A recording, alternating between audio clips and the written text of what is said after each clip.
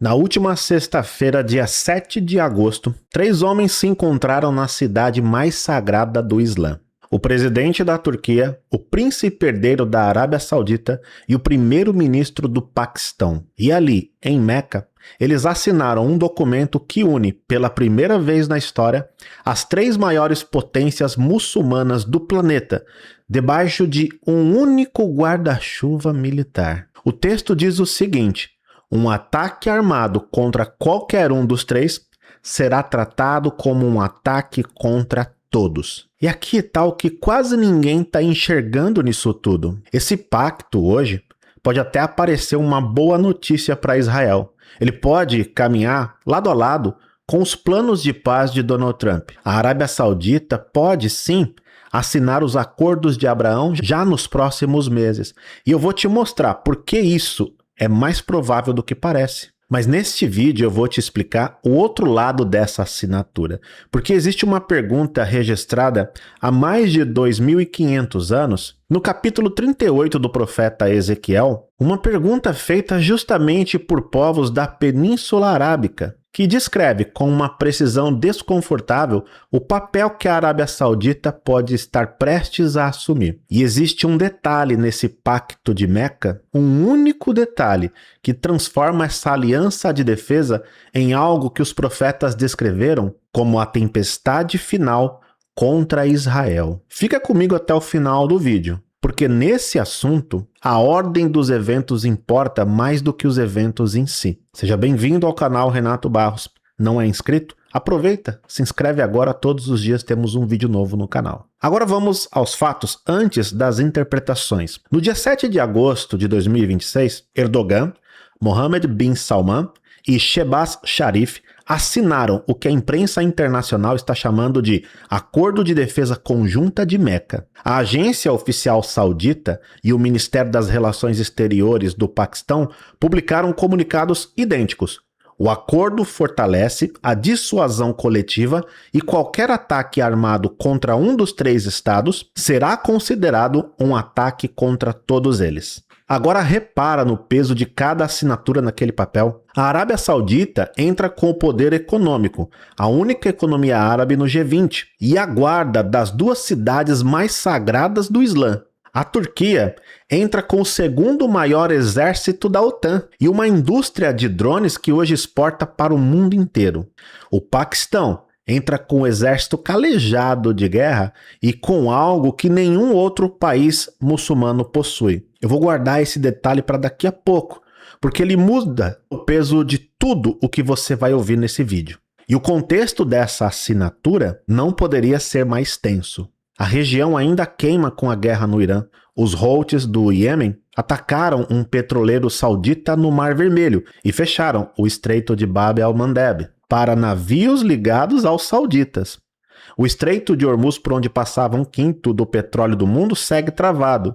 E dias depois da assinatura, o ministro da Defesa do Paquistão foi às câmeras chamar Israel de Estado ilegítimo e conclamar os muçulmanos a formarem uma frente militar unida. Isso não fui eu que disse, viu? Foi o ministro de Estado de uma potência nuclear. E depois de assinar um pacto militar em Meca. 3 potências, uma assinatura, uma cidade sagrada e uma pergunta que fica no ar. Contra quem exatamente esse escudo foi levantado? Antes de eu te mostrar a camada dessa história que a grande imprensa não está conectando, e antes de eu revelar o detalhe que eu guardei sobre uma dessas assinaturas, tem algo que eu preciso compartilhar com você aqui rapidamente. Já saiu na grande mídia que tem mais de 10 bilhões de reais esquecidos para serem sacados pelos brasileiros. Só que eu descobri que isso é só a ponta do iceberg. Na verdade, são 7 brechas ocultas onde pode ter dinheiro seu. Muita gratidão pela forma que fui orientado. Foram 4 dias organizando e logo já entrei com a solicitação e na sequência já me veio o retorno. R$ 8.517 que estava lá parado. E era meu. Tem gente que nem imaginava ter esse direito e quase perdeu o prazo. A menos que esteja sobrando dinheiro e você queira fazer uma doação para o governo, precisa ver antes que tirem o seu direito. Para você ver o passo a passo, eu deixei o link aqui embaixo na descrição do vídeo. E um QR Code na tela para quem está vendo pela TV. Acesse agora. Agora volta comigo para Meca, porque a próxima peça desse tabuleiro tem o nome de um homem, Donald Trump. E é aqui que a história fica realmente interessante, gente, porque a leitura óbvia dessa aliança seria o seguinte: nasceu um bloco contra Israel. Só que a realidade, no curto prazo, aponta para o caminho oposto. E é exatamente isso que torna mais profético, não menos. Olha essa sequência aqui.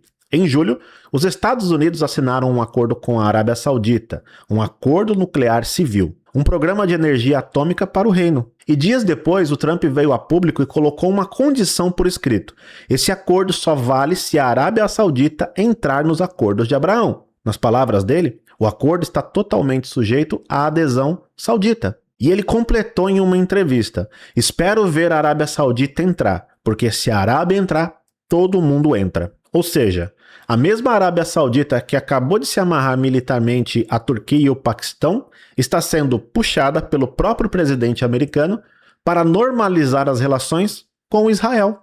E o gabinete do Netanyahu já reagiu dizendo que a entrada saudita seria um salto histórico para a paz no Oriente Médio. Então, olha só, entenda o cenário mais provável para os próximos meses e guarda isso, porque é o coração desse vídeo. Essas nações podem, sim, se alinhar com Israel primeiro, por causa de Donald Trump, por causa do acordo nuclear, por causa do petróleo, por causa do cansaço da guerra. A Arábia Saudita pode assinar os acordos de Abraão diante das câmeras do mundo, com aperto de mão, sorriso, discurso de paz. O mundo inteiro vai celebrar. As manchetes vão dizer: o Oriente Médio finalmente encontrou estabilidade, paz e segurança, sabe? Mas presta atenção no que o Pacto de Meca significa por baixo dessa fotografia. Ele mostra que essas três potências já estão juntas, já estão amarradas por escrito, por juramento militar, numa aliança que não depende dos Estados Unidos e não depende de Israel. A fotografia da paz pode ser real por um tempo, mas a estrutura por debaixo dela já é outra coisa. Quando uma estrutura dessa existe, ela não precisa ser ativada hoje, tá? Ela só precisa existir, esperando o dia em que os interesses vão mudar de lado, entendeu? E é exatamente essa sequência, paz primeiro, virada depois, que a profecia descreveu há 26 séculos. E é aqui que eu preciso que você esqueça as manchetes por um minuto. 6 séculos antes de Cristo, um sacerdote judeu chamado Ezequiel vivia exilado às margens do rio Quebar, lá na Babilônia. O templo de Jerusalém está em ruínas. O povo dele foi arrancado da própria terra. E é nesse cenário de derrota total que Deus mostra a esse homem uma visão que não fala do passado dele. Fala de um futuro distante. Uma terra de Israel restaurada. Um povo reunido de volta das nações. E então, quando tudo parece finalmente em paz, uma tempestade de nações desce do norte. Ezequiel escreveu os nomes, e é isso que a gente vai fazer agora, ler os nomes e colocar tudo no mapa de 2026. Ezequiel, capítulo 38, versos 2 a 6. Preste atenção. Filho do homem, dirige o teu rosto contra Gog, da terra de Magog, príncipe de Meseque e Tubal. Persas, etíopes e líbios estarão com eles, Gomer e todas as suas tropas, a casa de Togarma, do extremo norte. Bem, persas não precisa de teologia avançada aqui para entender. Pérsia é o nome do Irã até 1935. O Irã que acabou de sair de uma guerra direta com Israel e os Estados Unidos. Na verdade, tá rolando ali, né? E a casa de Togarma do extremo norte, junto com Gomer e Meseque, a identificação clássica desses povos, desde historiadores antigos, aponta para Anatólia. A Anatólia é a Turquia moderna, o país de Edorgan, um dos 3 nomes assinados em Meca na sexta-feira. Mas o detalhe mais importante de Ezequiel 38 não é a lista de nações, é o momento do ataque. Verso 8 e verso 11. No fim dos anos virás a terra que se recuperou da guerra, cujo povo foi congregado dentre muitos povos, e todos eles habitarão seguros. Virei contra os que estão em repouso, que habitam seguros, sem muros, sem ferrolhos, sem portas. Você percebeu? A invasão de Gog não acontece durante uma guerra. Ela acontece depois da paz, contra um Israel que se recuperou da guerra e habita seguro, confiante e desarmado de suspeita. Ezequiel exige um período de paz e segurança antes da tempestade. Isso significa que um acordo de paz no Oriente Médio, uma Arábia Saudita assinando os acordos de Abraão, um Netanyahu apertando a mão de príncipes, nada disso refutaria essa profecia. Pelo contrário, esse é o cenário que a profecia pressupõe. E agora a pergunta que eu te prometi lá no início. Já no verso 13, quando a coalizão de Gog desce sobre Israel, Ezequiel registra que alguns povos não estão no ataque. Eles apenas observam e questionam. Olha isso. Sabá e Dedã e os mercadores de Tarsis te dirão: vens tu para tomar o despojo? Ajuntaste o teu bando para arrebatar a presa? Sabá e Dedã. Abre qualquer atlas bíblico aí. São povos da Península Arábica, o território onde hoje está a Arábia Saudita. Na visão de Ezequiel, a Arábia não marcha com Gog, ela está de fora, em posição de quem faz comércio, de quem tem interesse do outro lado, de quem protesta com palavras. Uma Arábia em paz com Israel, alinhada com o Ocidente, e encaixa exatamente nesse papel. Só que na sexta-feira aconteceu algo que Ezequiel descreve por outro ângulo e que a gente precisa encarar. O pacto de Meca amarrou juridicamente Sabá e Dedã à casa de Togarma. Um ataque contra um é um ataque contra todos. Se um dia a Turquia se mover ou se Israel precisar agir contra um membro desse pacto, a Arábia Saudita não terá mais liberdade de apenas perguntar de longe. Ela vai ter que atuar. A assinatura dela já está comprometida com o outro lado. É por isso que eu disse no início, eles já estão juntos. A pergunta não é se essa coalizão existe. Ela existe, tem nome, data e cidade. A pergunta é apenas para qual lado ela vai se voltar quando a fotografia da paz envelhecer. Agora presta atenção, você que me acompanha aqui no canal há um bom tempo, sabe que eu não fico vendendo sensacionalismo barato. E é por isso que eu preciso ser sempre honesto com você sobre o que os fatos dizem e não dizem. Primeiro, um oficial turco declarou à agência Reuters que o pacto é de natureza defensiva, que não é dirigido contra nenhum ator específico e que está aberto a outros países da região. Essa é a versão oficial e ela precisa ser registrada aqui. Segundo, a Arábia Saudita ainda não assinou os acordos de Abraão. O reino sustenta há anos que só normaliza a relação com Israel se houver um caminho real para um Estado palestino. Pode acontecer nos próximos meses, pode levar anos ou pode não acontecer.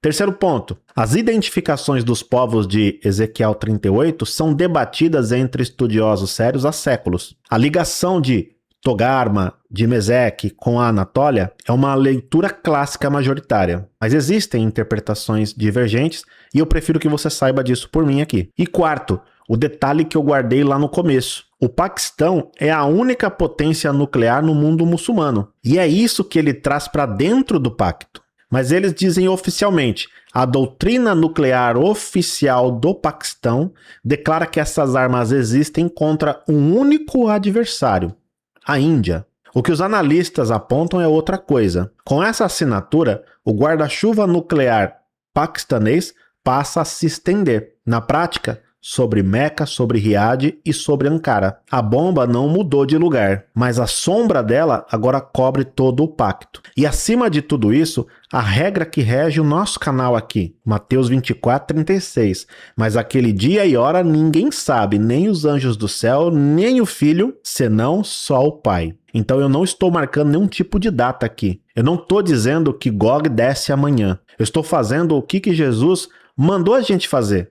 Olhar para a figueira e reconhecer as estações. E repara como tudo isso desemboca no mesmo rio que a gente vem acompanhando nos últimos vídeos. Enquanto o pacto era assinado em Meca, o Donald Trump anunciava que um acordo com o Irã para reabrir o Estreito de Hormuz pode sair a qualquer momento. Nas palavras dele, amanhã ou depois de amanhã. Já o plano de desarmamento de Gaza avança e trava, avança e trava. O mundo inteiro, das bolsas de valores aos parlamentos, estão clamando a mesma coisa: estabilidade, normalização, acordos, paz e segurança. E eu já citei para vocês nos últimos vídeos por várias vezes o que Paulo disse, né, sobre a paz e segurança. Quando disserem paz e segurança, então lhes sobrevirá repentina destruição. Ezequiel exige um Israel habitando seguro. Paulo exige um mundo declarando paz e segurança. E a manchete de 2026 é o mundo inteiro correndo para assinar acordos de paz enquanto as alianças militares se multiplicam por debaixo da mesa. As duas coisas ao mesmo tempo, exatamente como está escrito na Bíblia. E eu quero terminar te lembrando de uma coisa: a profecia bíblica não foi dada para gerar pânico, eu venho repetindo isso. Foi dada para gerar prontidão. Quando Jesus falou desses dias, ele não disse para a gente se esconder, ficar apavorado. Ele disse: quando essas coisas começarem a acontecer, levantai vossas cabeças, porque vossa redenção está próxima. O medo paralisa, a esperança nos prepara. E quem entende o tempo em que vive, não se desespera com as manchetes. Ele se firma naquilo que não pode ser abalado. E essa é a proposta aqui do canal e das mensagens que eu publico. Se você gosta de vídeos como esse, quer mais, dê um like, compartilha. Não é inscrito? Se inscreve aqui no canal. Todos os dias temos um vídeo novo. Deixa aí a sua opinião sobre tudo isso que está acontecendo. Na minha, tá tudo relacionado às profecias. Um grande abraço, que Deus te abençoe e até o próximo vídeo.